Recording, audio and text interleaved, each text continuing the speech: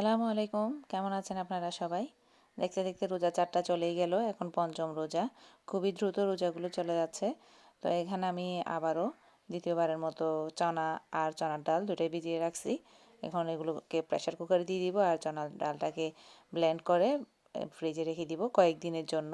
চনাটাও কয়েকদিনের জন্য সিদ্ধ করে নিছি, চনার ডালও মানে পেঁয়াজু তৈরির জন্য কয়েকদিনের জন্য করে নিছি।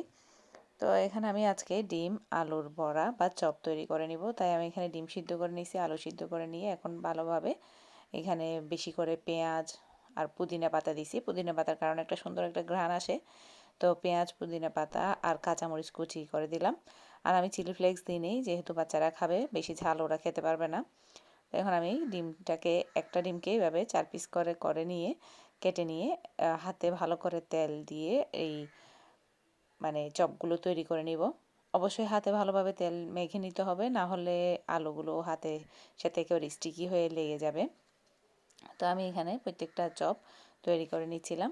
আসলে রোজার দিনে ভাজা পোড়ার আইটেম যতই খাবো না বলি, তারপরেও কিছু না কিছু তৈরি করতে হয়। আর বাচ্চারা যদি বাসায় থাকে তাহলে অবশ্যই তাদের মানে দেখতে খুশি লাগে আর কি, তারা খুবই খুশি হয় কিছু না কিছু মা তৈরি করছে এটা ভেবে। তো কিছু তৈরি করবো না ভাবলেও পেঁয়াজু আর কোনো না কোনো একটা ভাজা পোড়া অবশ্যই লাগে। তো এর পাশাপাশি অন্য কোনো একটা হেলদি নাস্তা তো থাকেই, ফ্রুটস তো আছেই, বেশি বেশি ফ্রুটস খেতে হবে রোজার মাসে। তো এই তো আমাদের এখন আমি আলুর চপগুলো তৈরি করে নিচ্ছিলাম, ডিমের চপ মাঝখানে ডিম দিয়ে বাচ্চারা খাইছে, বলে কি খুবই মজা হয়েছে আম্মু। তো এভাবে আসলে তৈরি করে নিলে, শর্টকাটে হাতে তেল মেখে তৈরি করে নিলে খুবই সহজে তৈরি হয়ে যাবে। হাতে এই আলুটা মানে স্টিকি হয়ে আর লেগে থাকবে না। অবশ্যই হাতে তেল মেখে নিতে হবে বেশি করে, আর বারবার করে লাগিয়ে নিতে হবে তেল বারবার। আচ্ছা, এখন এখানে আমি বেসনের ব্যাটারটা তৈরি করে নিলাম। কাঁচা শুকনো মরিচ, হলুদ গুঁড়ো, লবণ সব কিছু দিয়ে একটুখানি পানি দিয়ে এটাকে ব্যাটার তৈরি করে আমি এইভাবে তেলে ছেড়ে দিচ্ছি সবকটা। এপিট ওপিট উল্টে দিব, যেহেতু এটা আলু সিদ্ধ ডিমও সিদ্ধ, তো বেশিক্ষণ সময় লাগবে না, জাস্ট কালারটা আসলে এটাকে নিয়ে নিব আর কি।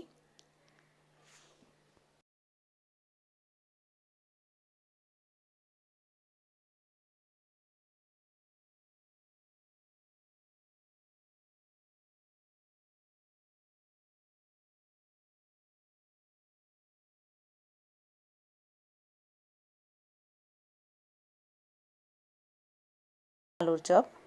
আর এটা হচ্ছে আমার টেবিলের নতুন সেট আপ। এই পার্সেলটাই আমার চলে আসছে আজকে। তো লেট করে হলেও আসছে এই আর কি। তো দেখতে তো কেমন লাগছে অবশ্যই জানাবেন, আমার তো খুবই ভালো লাগছে। তো আসলে নতুন জিনিস দেখতে ভালোও লাগে, রোজার মাসে একটু তো লাগেই সব কিছু। তো এখন এখানে আমি তৈরি করে নিয়েছিলাম সেহরির জন্য কালো চান্দা মাছ, চান্দা মাছ দিয়ে বেগুন দিয়ে রান্না করে নিছি। তারপরে এখানে রাতের খেয়ে যাওয়া ইফতারের সময় বেঁচে যাওয়া একটু চনা আছে, এগুলোকে ফ্রিজে রেখে দিব। আর কিচেনটাকে গুছিয়ে নিলাম। তারপর এখন আমি চলে যাব তারাবিতে। তো আজকের জন্য এই পর্যন্তই। আল্লাহ হাফেজ।